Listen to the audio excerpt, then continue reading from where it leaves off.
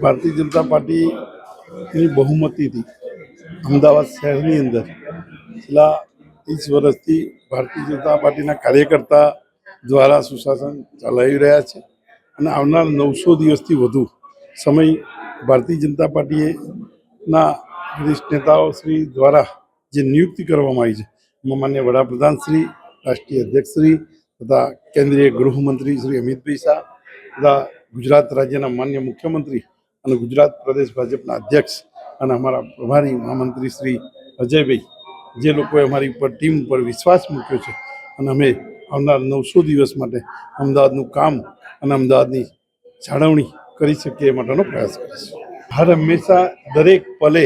એક નવો જ પડકાર હોય અને દર પડકારને પહોંચી દેવા ભારતીય જનતા પાર્ટીનો કાર્યકર્તા સક્ષમ હોય છે અને ભારતીય જનતા પાર્ટીનું સુશાસન નેતૃત્વ